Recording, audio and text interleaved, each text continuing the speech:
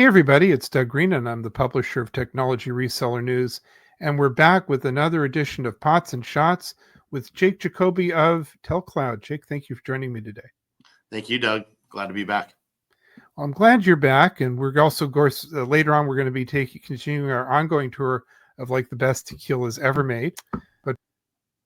But for now, what we're going to be talking about is Multi-WAN Mystery, the backbone of modern telecom. So, Jake, let's get right into that. First of all, what is multi-WAN? Let's just explain the term to begin with. Yeah, so a WAN is think about when you have a device, it's your internet connection, right? So when you have multi-WAN, it's multiple internet connections. So wide WAN is wide area network, right? So and the reason that this is important is that it's your connectivity, right? So if your internet goes down, then your whatever solution, you're browsing the web, you're using a credit card terminal, you're making a phone call, that requires internet. And if your internet goes down, then it stops working. So how does multi-WAN technology improve the reliability and scalability of POTS line replacement solutions? Is the good question. So the way that it does is that, so typically the way that we want to deploy our solution is with multi-WAN, meaning multiple WANs, right? And so the way that we do it is that the solution can utilize the customer's on-premise broadband, right? Broadband is typically unlimited connection, right? It's either fiber, coax, could be a wireless connection, but typically it's their main internet connection. So it's their first or primary WAN, right? Now, the problem with POTS line replacement and using that WAN as the only internet connection is that when the power goes out in a building, right?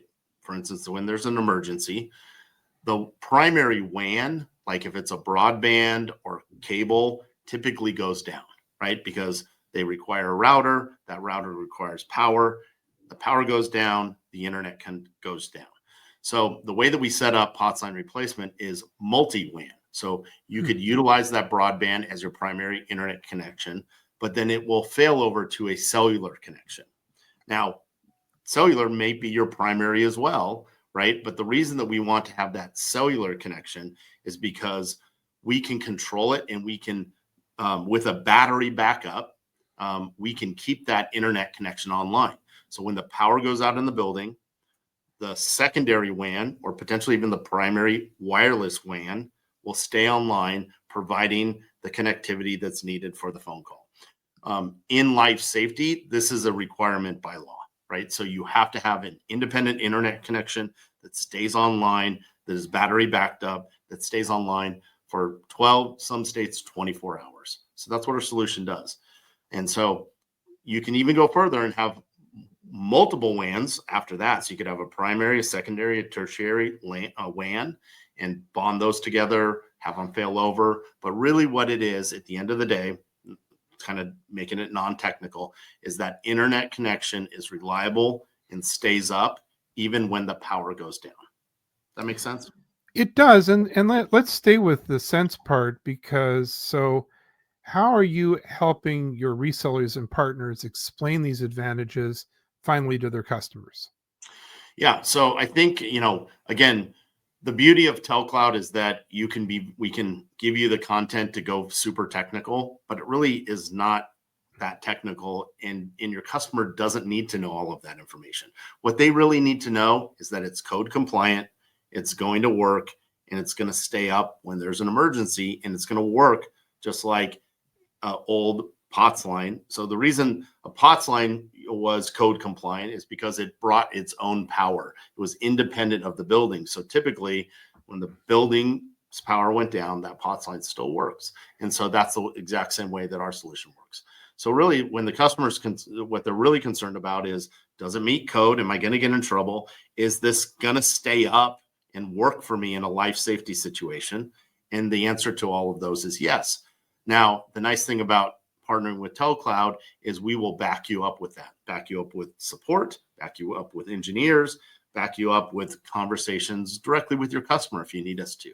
So that's the idea, is that we empower our resellers so that we go in as a team and we provide the right solution to the customer so that they're comfortable, it works, and it's a long-term solution.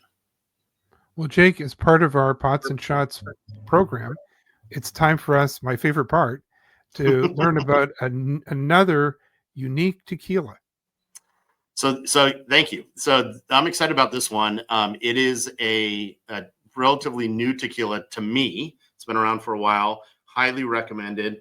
I hope I say this right. La Gritona. It's in a bottle like this. Kind of hard to read, but if you see this is a Reposado tequila. Very smooth, very drinkable. Again, sipping tequila. You could mix it. It's a little bit pricier, so you probably want to enjoy it just neat. The unique thing about this is small batch. It's the last time we talked about my favorite tequila, Fortaleza. This is small batch like that. And then the other unique thing about this is it's made from recycled glass. So in Mexico. So beautiful bottle. It's kind of something that you could, put out on your bar or something, so you show it off. But yeah, it's great tequila. And if you see this, La Gritona, definitely pick it up and try it. Wow, that's really interesting. Well, so, and no, I always have to ask that's definitely got to be a sipping. Yeah, that's definitely neat. Yeah. So the nice thing about like these sipping tequilas is that you can just pour a little bit in a glass. Some people like to, just put it in their hand and let your hand kind of just bring it to that temperature. So hold it for a little bit, smell it. You can definitely smell the differences between these tequilas. And just, this isn't college, like, Jose Cuervo getting a bad hangover, shooting tequila. This is sipping high-end, tequila. So it's very enjoyable. Well, Jake, I want to thank you for joining me today. And I want to invite everyone to join us next time. Next week, we're going to be talking about what the PSTN shift means for you, specifically what it means for you as a partner, as a reseller, as a channel partner. This is going to be a great year of opportunity as we move into the spring. But for now, thank you very much indeed for joining me today. Thank you, Doug. I appreciate it.